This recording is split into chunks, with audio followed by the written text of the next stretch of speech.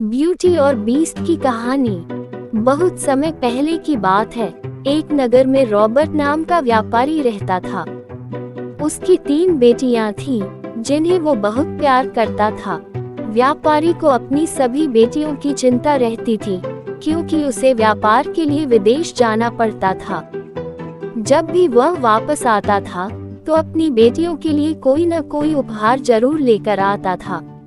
तीनों में से सबसे छोटी बेटी का नाम ब्यूटी था, जो सुंदर होने के साथ ही समझदार भी थी। उसे हर कोई पसंद करता था। एक बार रॉबर्ट को व्यापार के सिलसिले में समुद्र के पार जाना पड़ा।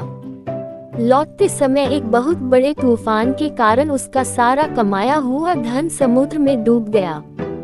जैसे तैसे वह अपनी जान बचाकर एक टापू पर पहुंचा, जहां उसे एक बड़ा सा महल दिखा। वह महल के दरवाजे के पास पहुंचा। दरवाजा जादुई था, तो वह अपने आप खुल गया और व्यापारी महल के अंदर चला गया। महल अंदर से बहुत सुंदर था और उसके बीचों बीच एक बड़ी मेज पर बहुत सारा खाना रखा हुआ था। व्यापारी को तेज भूख लगी थी, तो उसने मेज से एक सेब उठाकर खा लिया। तभी वहां एक बीस्ट यानी राक्षस के हंसने की आवाज आने लगी। व्यापारी आवाज सुनकर डर गया और छुपने लगा। तभी बीस्ट ने कहा कि डरो नहीं, आप हमारे मेहमान हैं।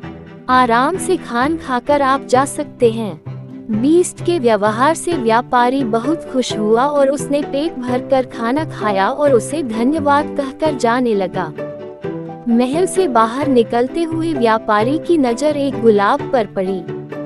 उसने गुलाब को उठाने की कोशिश की। ये देखकर बीस्ट को गुस्सा आया और वह व्यापारी पर चिल्लाने लगा। उसने कहा कि तुमने बहुत बड़ी गलती की है और इसकी सजा तुमको मिलेगी। अब तुम्हें जीवन भर यहाँ रहना पड़ेगा।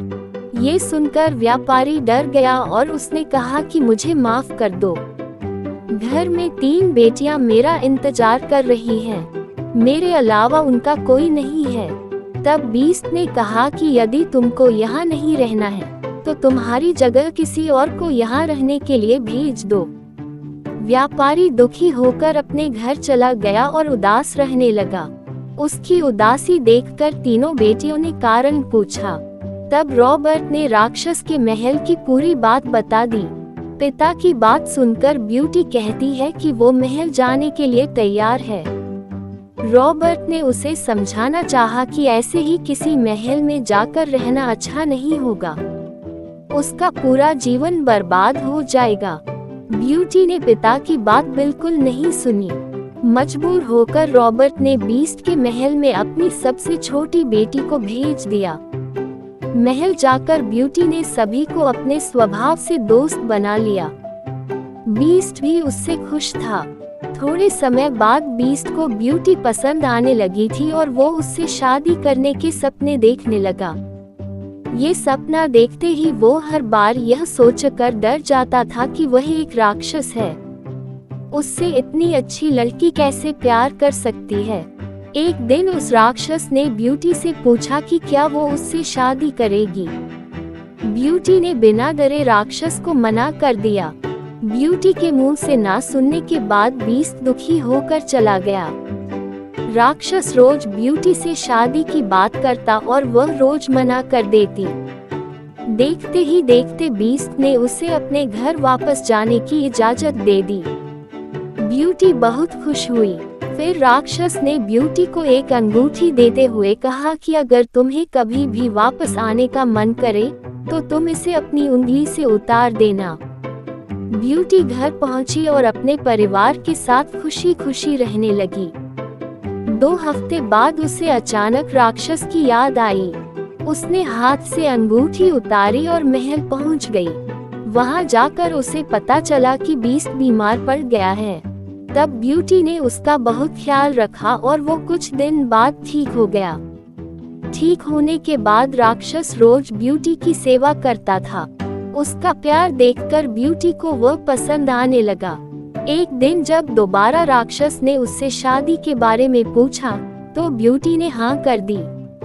तब बीस्ट ने पूछा कि क्या वो इतने बड़े और अजीब से दिखने वाले राक्षस के साथ जिंदगी भर रह सकती है।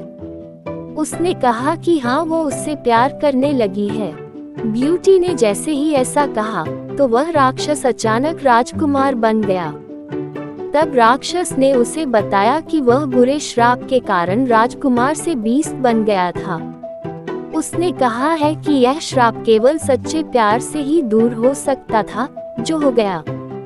इसके बाद ब्यूटी और राजकुमार ने शादी कर ली और दोनों खुशी खुशी रहने लगे।